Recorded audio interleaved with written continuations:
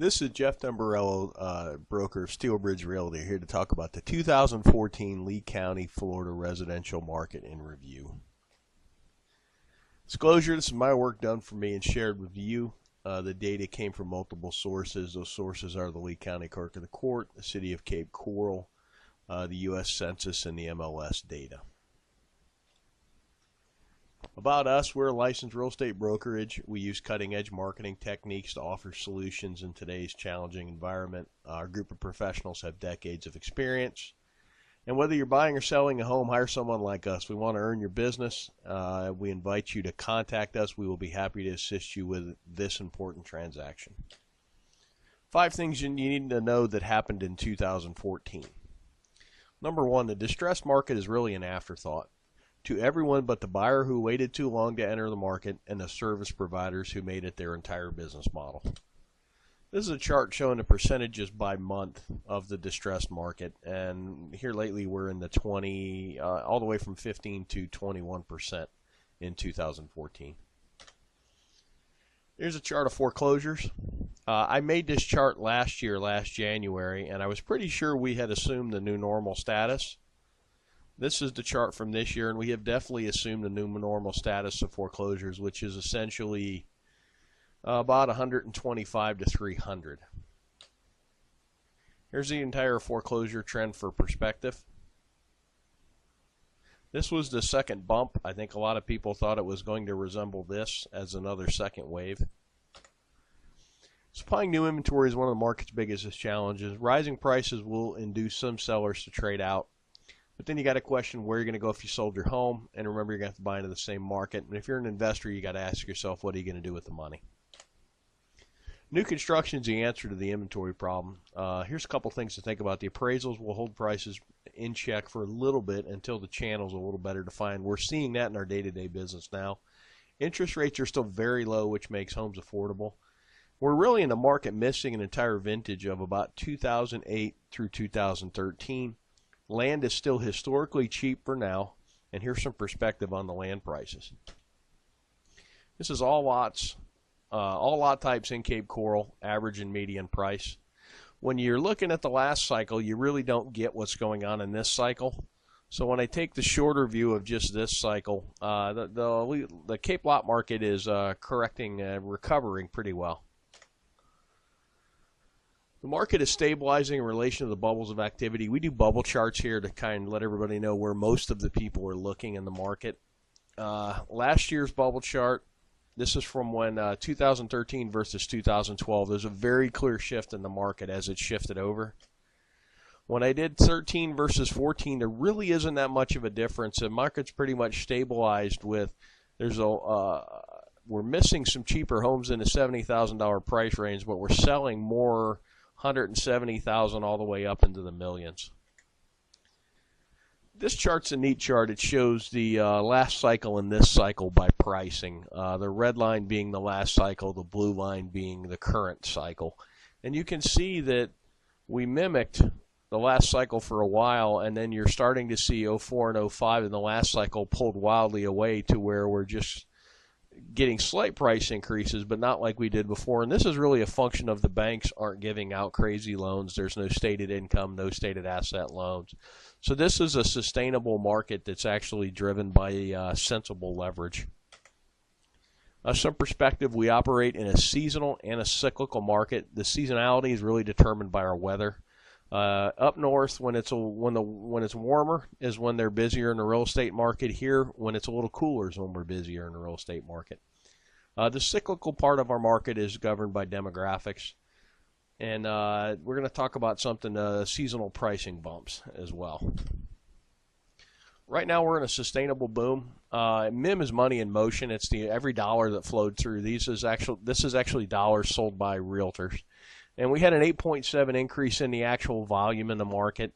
The amount of transactions went up 1.1%. The median is actually rising faster than the average, which shows the bottom of the market is coming up faster than the market itself is correcting. The percentage of bank-owned properties jumped up slightly from 13.6 to 15.05, where short sales really fell off the map They were 8% of the market in 13, and they're only 3% of the market in 14. And another neat thing to look at, cash sales in 2013, 60.7% were cash in 2013. In 2014, 57%. So you had a decent price increase, and it really wasn't funded by leverage. And to give you a perspective, about 25-30% of the sales in the state of Florida are cash. So we're almost working at twice the cash sales percentage of the state of Florida. Money in motion is a key indicator. As long as the market continues to grow, that's a really good thing. The median's rising higher than the average. We talked about that. We also talked about the cash sales percentage. One thing I learned, if you base your business model on short sales, you need to find something else to do. And we're truly in a market where the buyers are paying slightly more for a slightly older and slightly smaller home. Market specifics. Two asset classes that really jumped out to me are townhouses and manufactured homes are actually growing. By property types, what's interesting to me is the manufactured homes are up 20% in sales counts, as are the townhouses. And when you look at the price increases, they're probably some of the lowest price increases, and that's the market seeking a good quality buy, basically. The single-family homes are up 7%. They just about mimic the market as a whole.